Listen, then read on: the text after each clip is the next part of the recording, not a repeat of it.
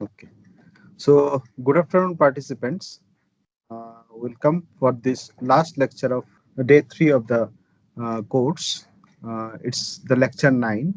It's on alternative fuels to dual fuels. So, I welcome Professor Manmi and over to you, sir, for the next session. Okay, thank you. Okay, so this is the last class for today. So I'm going to introduce the alternative fuel for especially for marines in terms of dual fuel engines. Okay.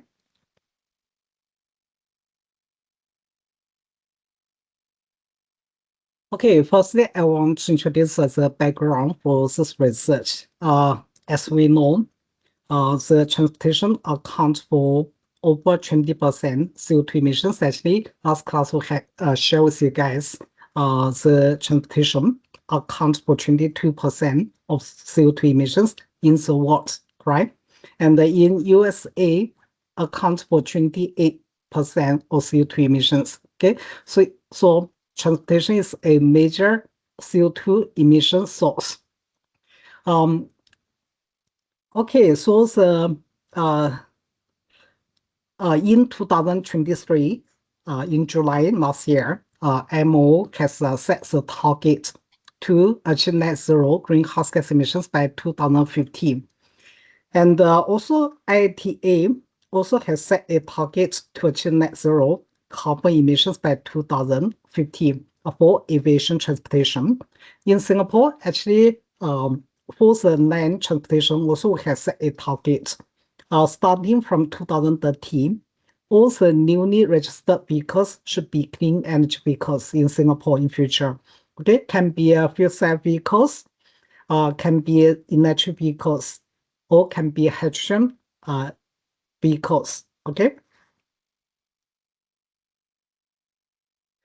Okay. So for marine transportation, because the hope to achieve net zero greenhouse gas emissions, so which means actually there are limited options we can choose for marine transportation. Correct.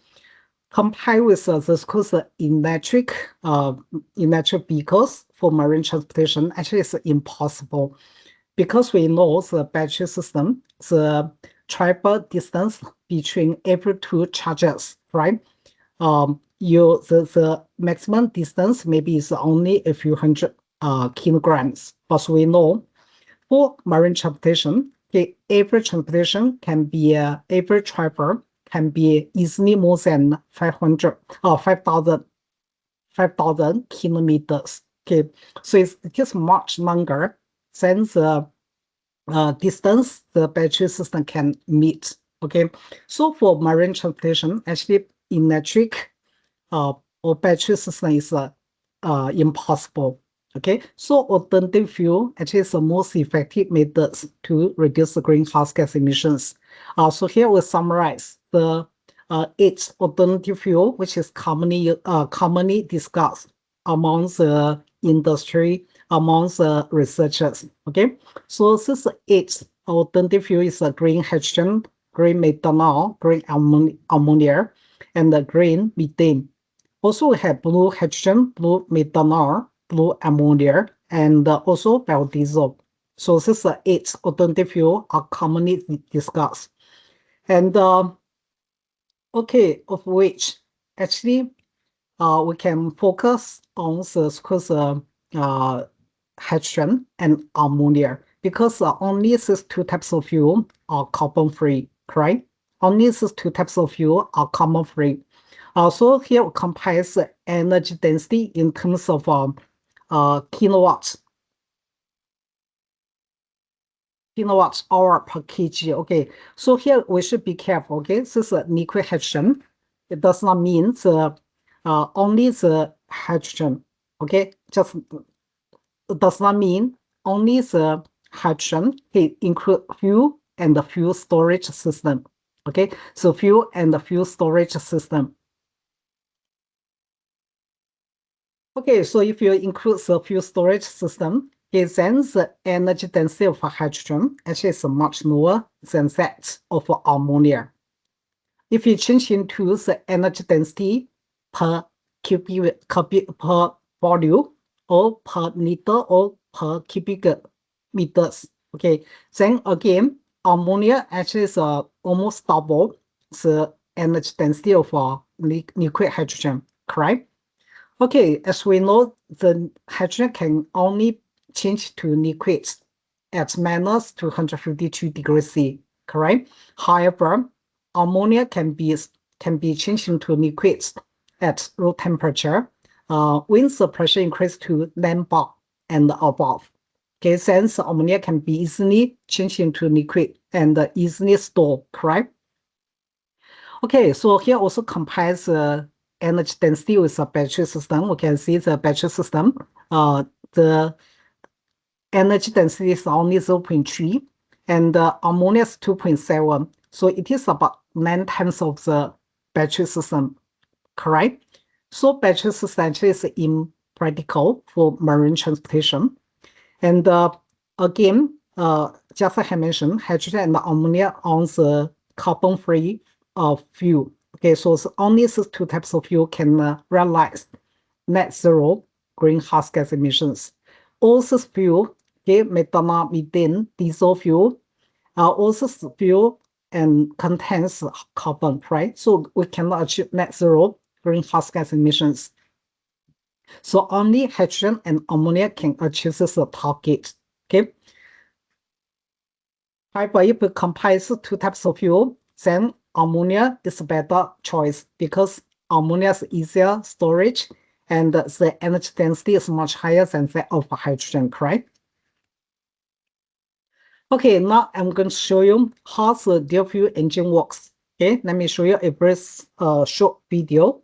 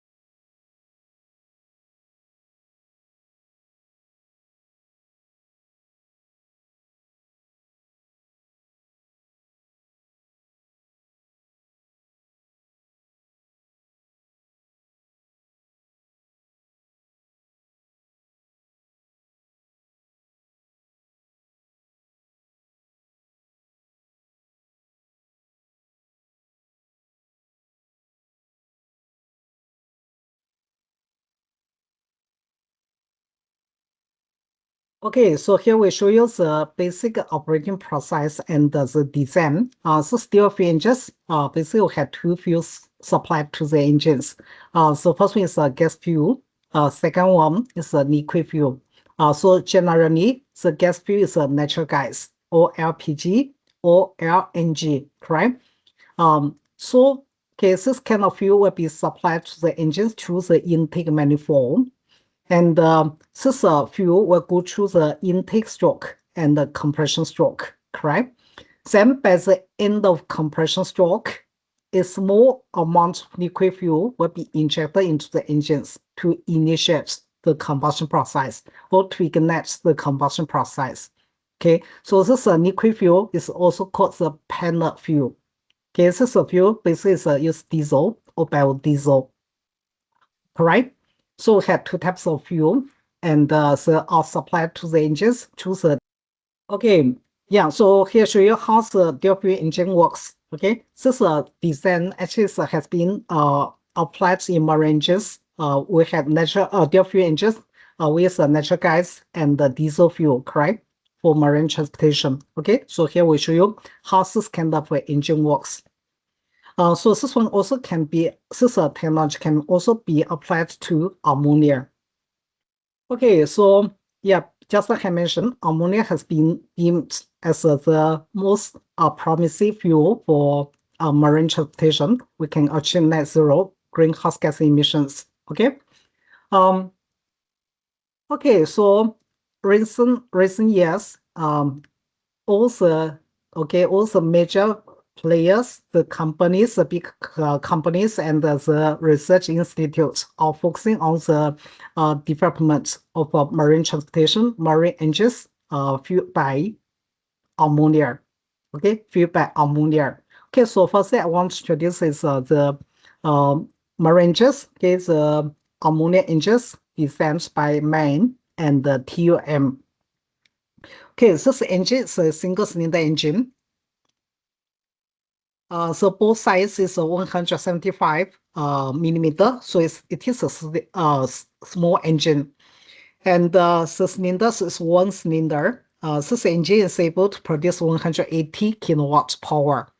Okay, and the compression ratio is 90.2. Okay, so it have measures the performance of this engine, finds that the ammonia, unburnt ammonia, the emissions is from 7,000 to 9,500 ppm, correct? And this one is the NOx emission. Okay, the NOx emission is not so high, only change from 410 to about 200 ppm. So the NOx emission actually is acceptable. However, the unburnt ammonia is very high, can up to 9,500 ppm. Okay. The second case is designed by Wärtsilä. Wärtsilä is the second largest marine engine manufacturer, and the MAN is the biggest one. Okay, the world's champion in the marine engine design and the manufacturing, correct? Okay, the second largest one is Wärtsilä. Wärtsilä also has and designs a 6-cylinder ammonia marine engines. Okay, so both sides is 320 mm, and the compression ratio is 16. Okay, so they also has test the performance of the engine at 76% ammonia rich conditions. The unburnt ammonia we can see is about 10,000 ppm. Okay, so you can see the value. Cases 2 cases are ammonia engine. Okay, so you can see the unburnt ammonia is about 10,000 ppm at 76% ammonia rich conditions. And the sense of NOx emission, we can see it's more than 2,000 ppm.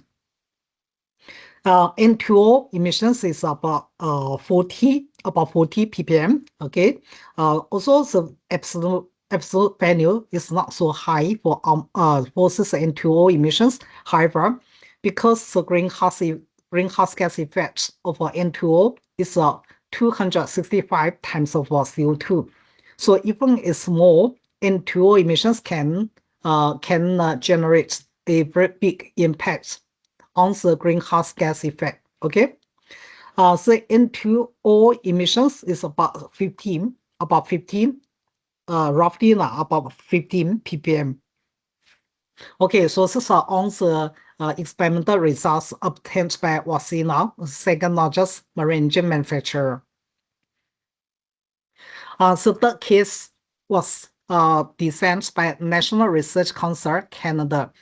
Again, case designs a single cylinder engine. Case this engine is a small size. Only the both sides is only 137 mm, and the compression ratio is also 16.25. Okay, so again, the measures indicated thermal efficiency. It is about 38.6, about 38.6, 38.6. And also the measure okay, the unburnt ammonia. So you can see at 40% ammonia ratio conditions, 40% ammonia. Okay, so you can see actually the unburnt ammonia is 4,445 ppm. Okay, it's very high, even at such a low ammonia energetic ratio conditions, correct? And the N2O emissions is about 15 ppm N2O emissions.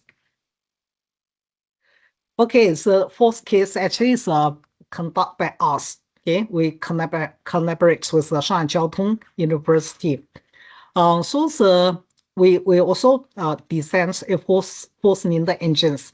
Okay, this engine compares the the previous three engines is smaller in size. The cylinder, the bore size is only 95 mm. And okay, so the engine the engine load is 75. We test performance at 75% of engine load conditions, and the engine speed is 1000 RPM. So we have measured the unburnt ammonia. So the value basically at 40% energetic rich conditions, the burnt ammonia is about 6,000 RPM, 6,000 ppm. And as we increase to 90% energetic ratio, then the unburnt ammonia increased to about 17,000 ppm. Okay. This one shows the NOx emission.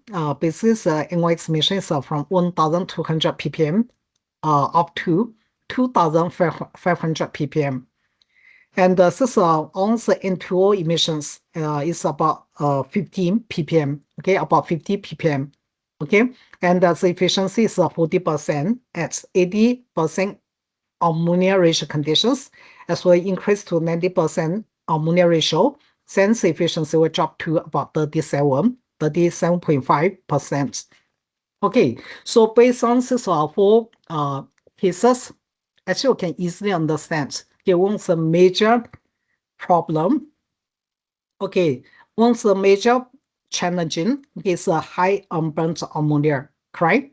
Can be up to 80,000 ppm and 90% ammonia rich conditions. Okay, so the biggest challenging faced by the state of the art ammonia marine engines.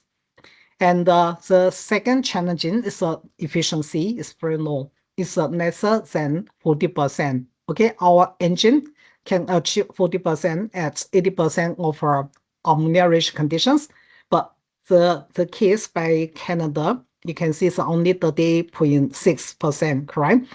And also, most engines with high NOx emission can be as high as 2,500 ppm at 90% ammonia rich conditions. And also, N2O emissions also is a major challenge faced by the ammonia engines. At the same time, okay, actually in the other three cases, as increase the ammonia ratio to more than 80%, then the combustion process become unstable, okay, which means that it cannot achieve stable combustion process. And of course, the power output will be lesser than traditional marine engines fueled by marine oil, by diesel fuel. Okay, so here show you the bottleneck problems faced by the ammonia marine engines. So if we cannot solve these problems, okay, then the wet application of ammonia marine engine actually is invisible. Okay, it's invisible, correct? So why is the ammonia marine engine has these challenges? Okay, let's go back to these slides.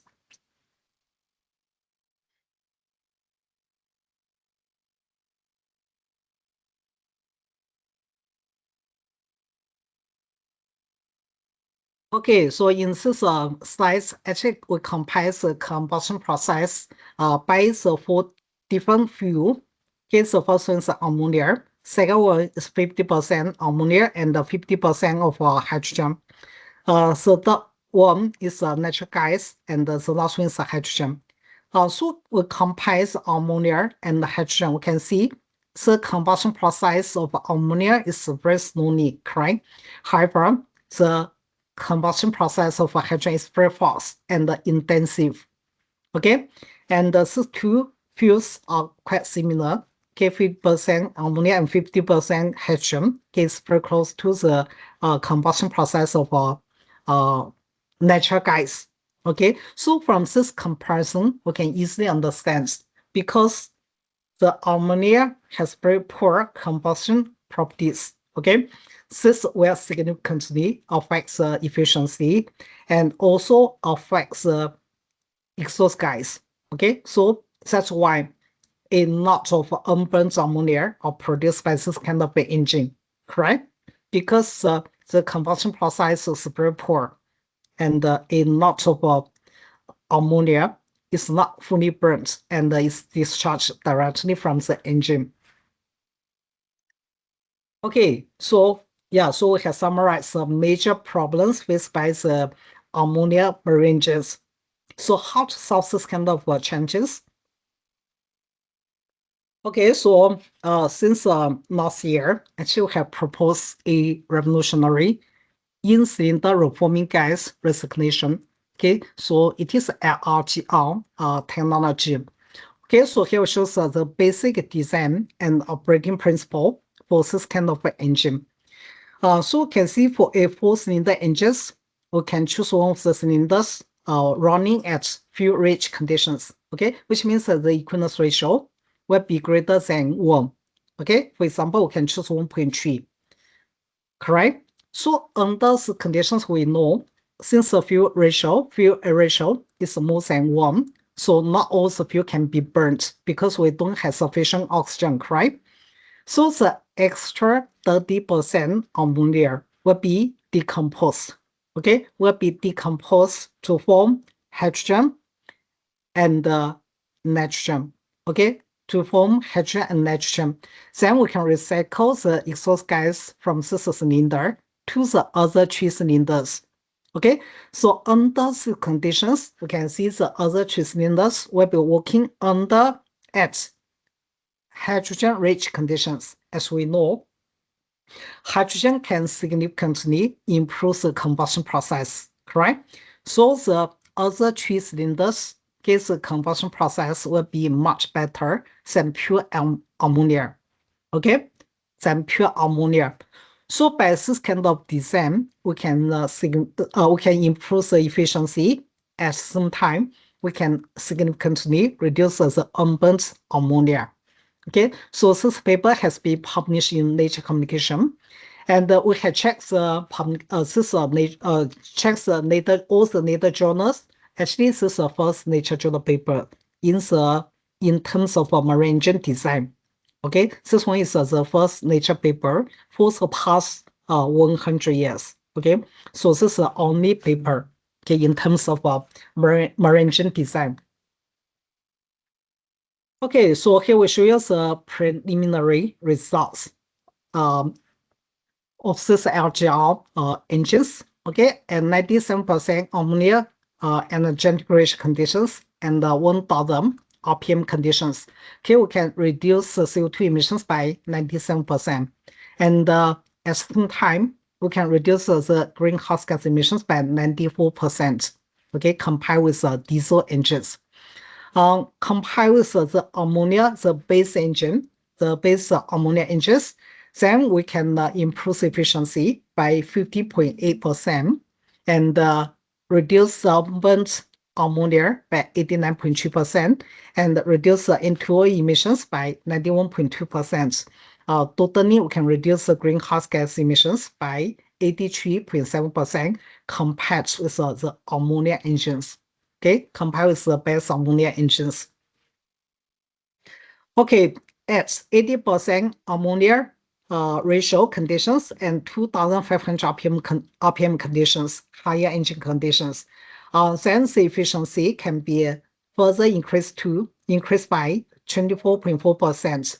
And the unburnt ammonia also can be reduced by 86.6%, and N2O emissions can reduce by 83.7%. Okay, this one is compared with the ammonia engines with LGR technology and without LGR technology. Then we'll compare the results. Okay.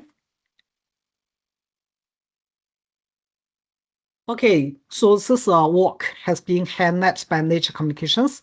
Actually, they choose about 23 papers, okay, from about 1,000 papers and put in this handlets. Okay, according to the editor, okay, this 23 papers actually reflects cutting-edge developments and the interdisciplinary approaches towards a more resilient and sustainable modern infrastructure. Okay, so this technology has a potential to completely decarbonize marine transportation and remarkably change the landscape. Okay. Okay, so here shows a potential benefits by this new technology. Currently, there are about 100,000 ships, international ships. Okay, so if we replace all these ships with agile technology, okay, replace the engine, the fossil fuel engine, with this new agile engines, then we can achieve the following benefits. Firstly, oxygen efficiency increased by 50%, so can reduce the ammonia consumption by 115 million tons annually. And okay, this saving of fuel can project to a reduced fuel cost of 143 to 255 billion US dollars per year. Okay, this value is calculated based on the Lloyd's Register Group Limited data. Okay, it has according to the reports, okay, the current price of green ammonia fuel is about 950 US dollars per ton to 1,700 US dollars per ton.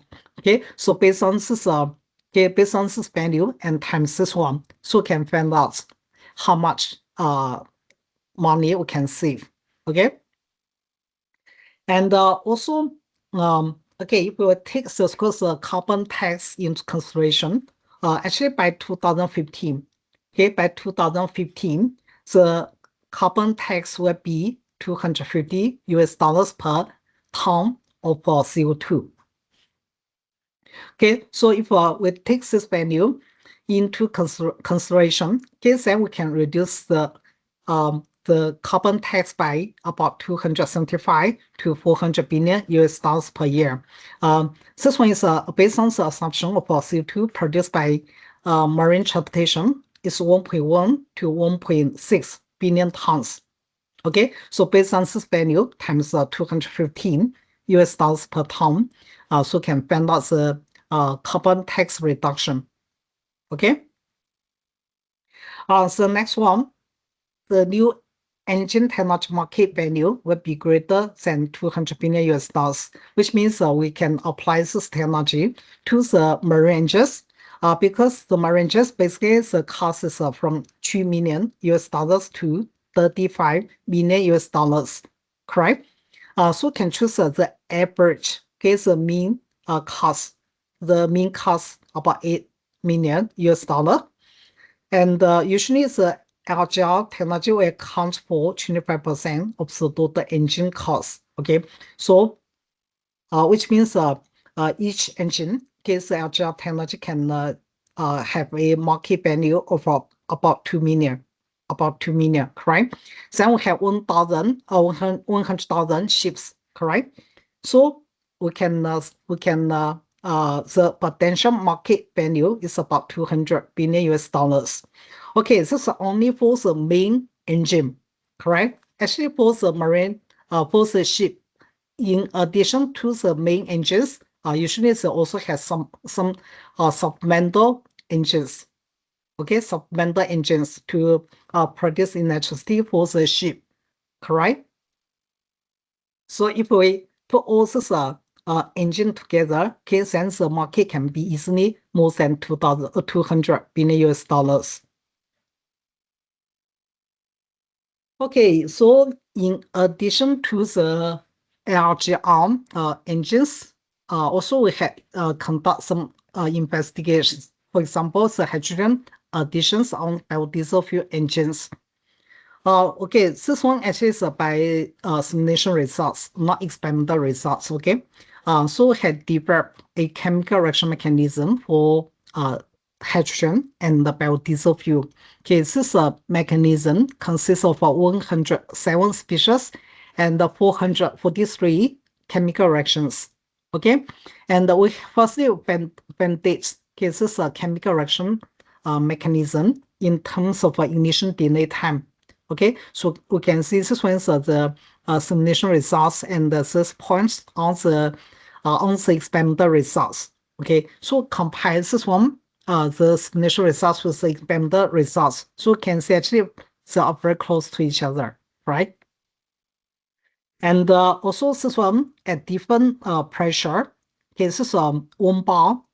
This pressure is 10 bar. Okay, this pressure is 100 bar. And the equinox ratio is 0.5. Okay, and this case again, we have 3 different pressures, and but the equinox ratio is 1.0. And this one, the pressure is the same, but the equinox ratio further increased to 2.0. Okay, further increased to 2.0.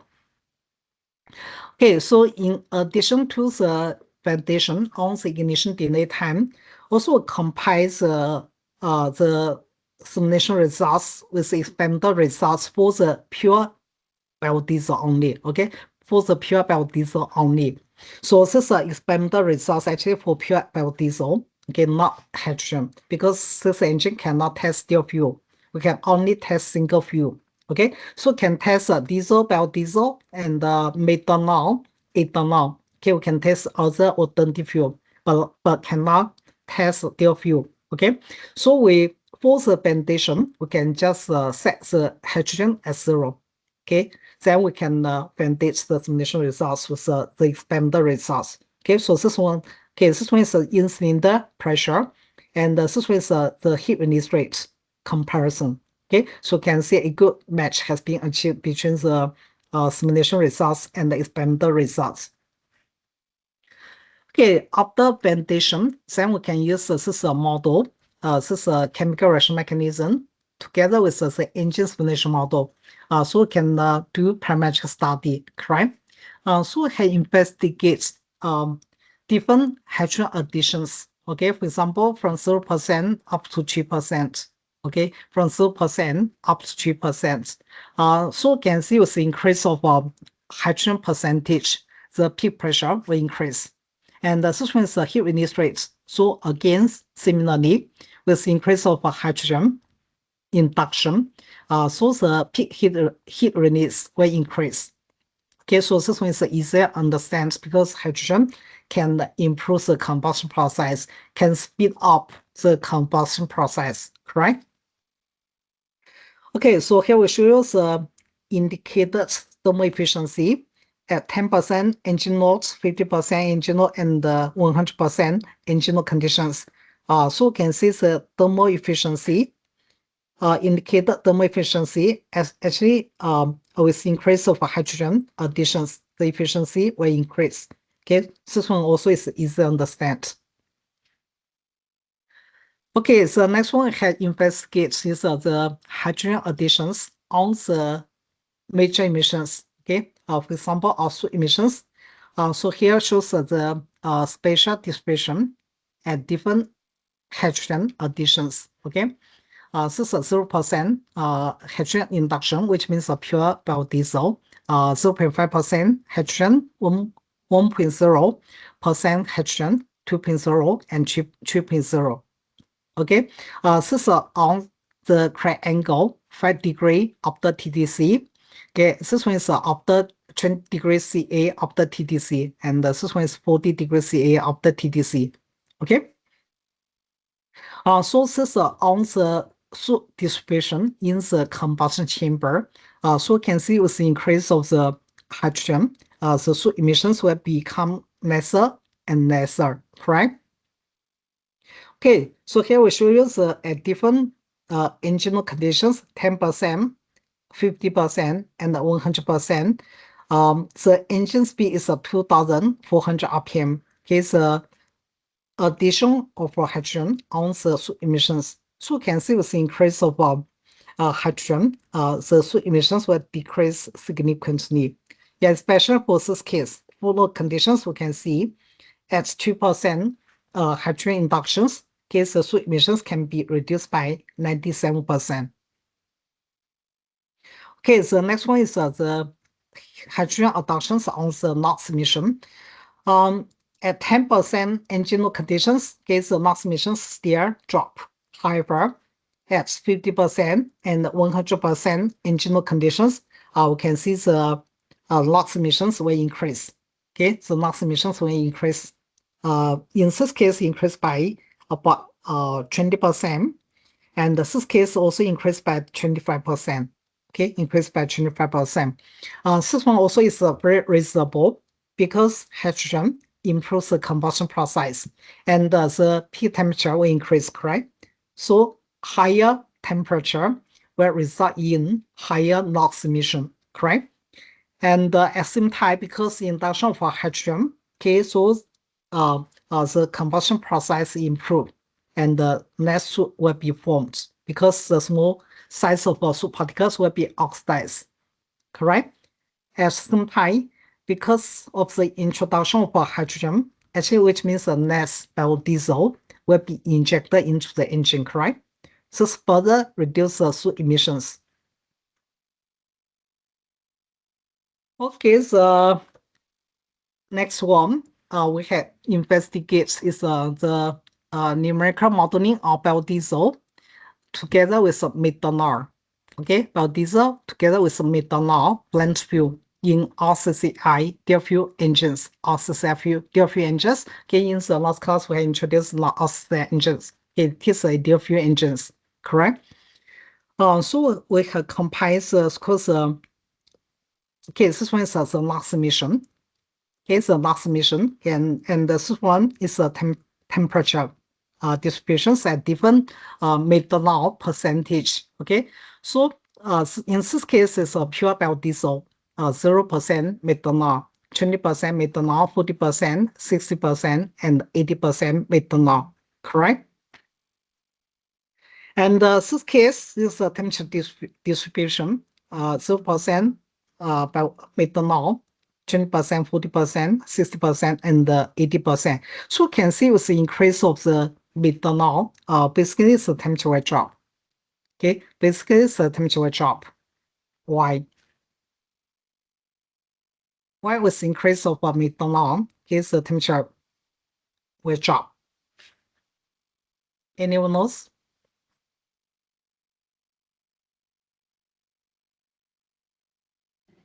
Less calorific value methanol. Any different opinions?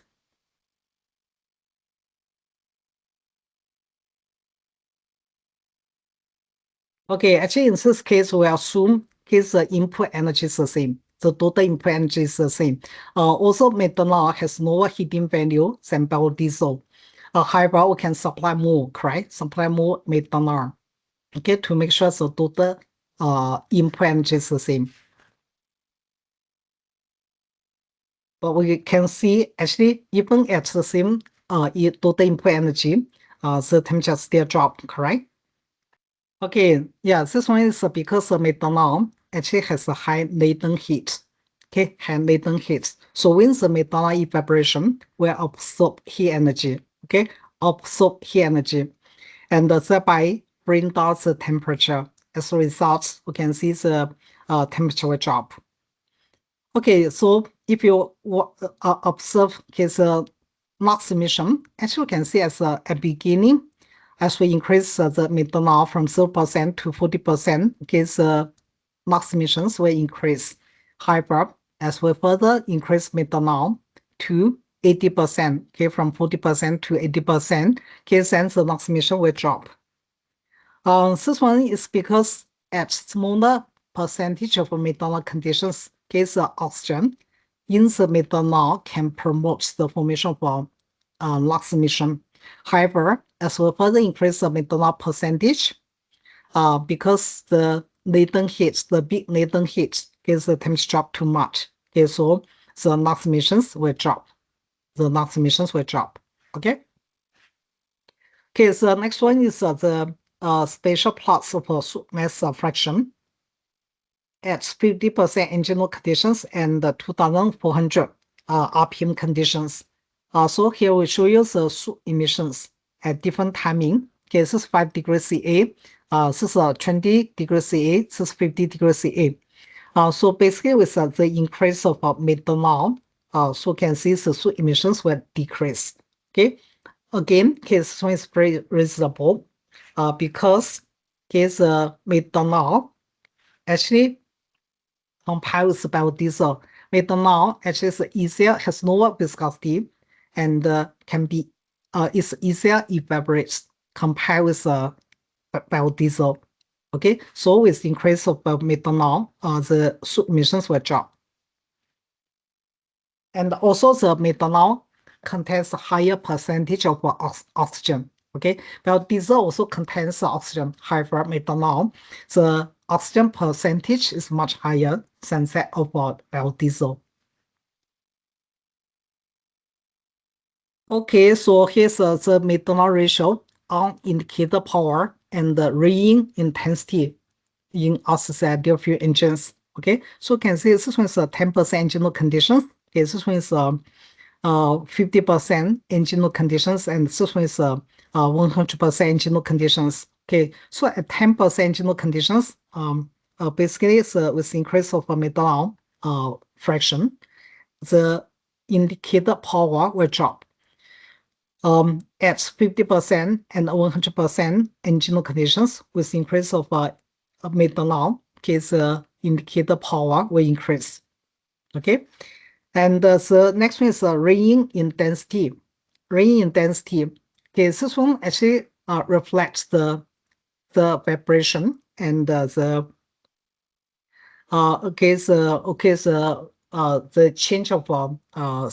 change of heat release rate. Okay, the change of heat release rate. Okay, so basically the reading intensity will increase at 100% engine conditions, but at 50% and 10% engine conditions, okay, the reading intensity will drop. Reading intensity will drop. Okay, so that's the end of this presentation. So we had introduced the experimental results and simulation results for the most commonly discussed fuel, for example, methanol, biodiesel, correct? Methanol, biodiesel, and hydrogen additions. And most importantly, yeah, of course, it's LGL technology. Okay, so in LGL technology, in this case, we use diesel, 3% diesel, and 97% ammonia.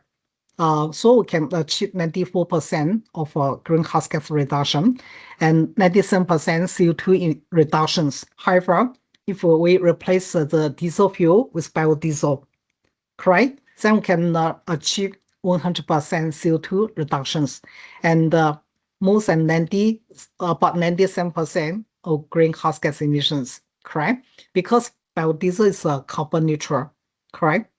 We cannot achieve a net zero greenhouse gas emissions. However, we can reduce up to 97%, correct?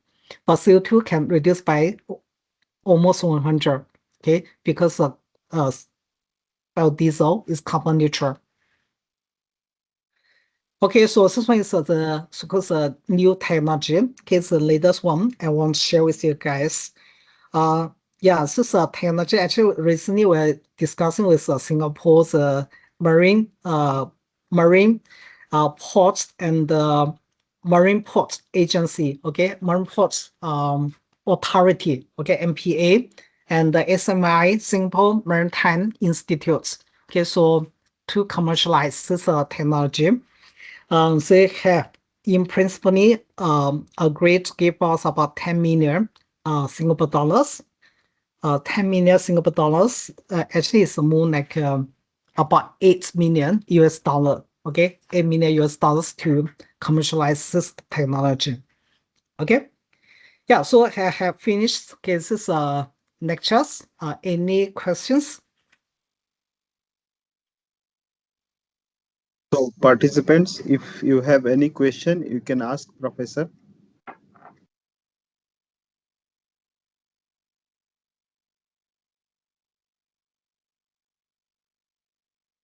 Sir, one query from my side. As you have told that you have done with hydrogen experiments with 3% hydrogen substitution. Oh, okay. Yeah, this one is by simulation results. Okay, this hydrogen one is by simulation. Because yeah, just like I mentioned, this engine test ban cannot do dual fuel. We can only do the single fuel. Okay, but this Okay.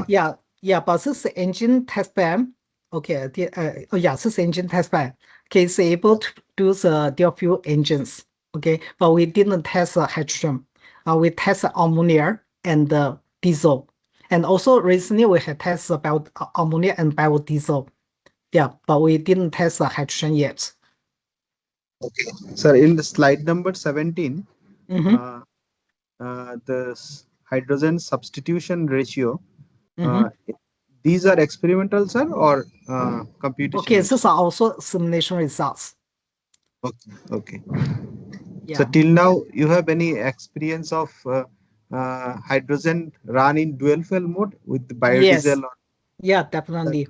Yeah, actually, we are going to build a dual fuel engines in US. Yeah. Yes. We are going to commercialize this engine test bed, commercialize this LGR technology. And so this based on this engine test bed, actually we can also test hydrogen and biodiesel.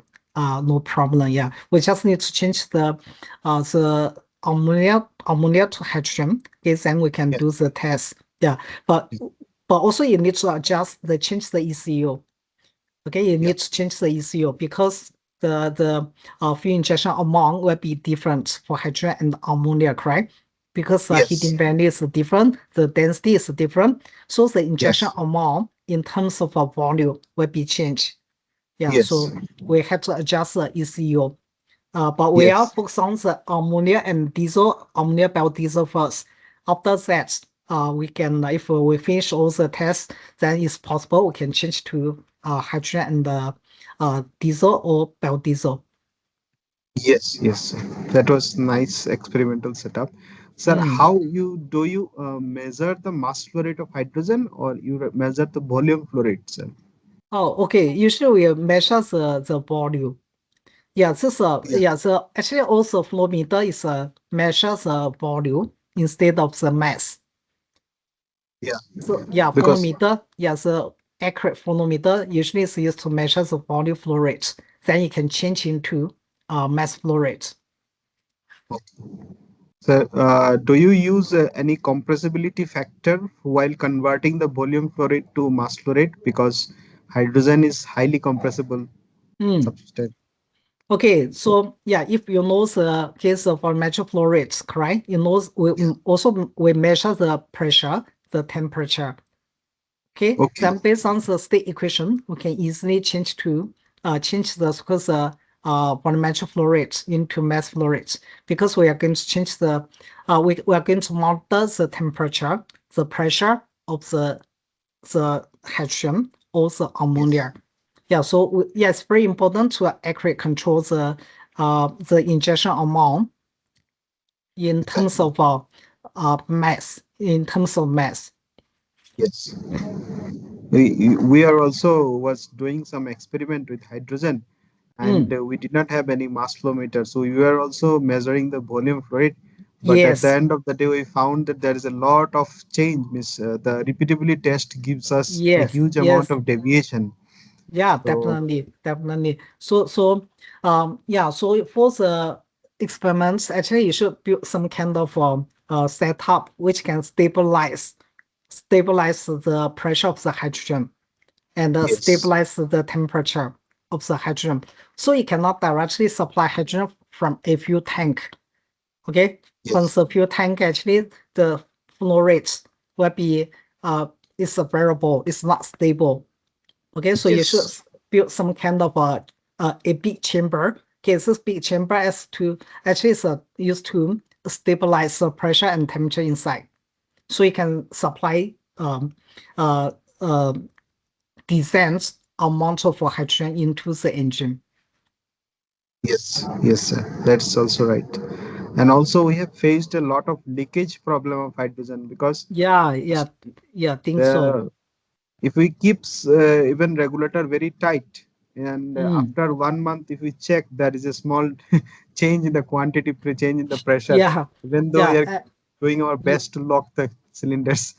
yes. The leakage of hydrogen is a major challenge, yeah, faced by the because the hydrogen engines. Okay, yeah. So recently, actually, also we have submit another proposal to Singapore Maritime Institute. Yeah, this proposal is to address this kind of issues. So we can use fiber optics to detect the potential leakage of the hydrogen or ammonia. Then we can know where is the hydrogen is leakage.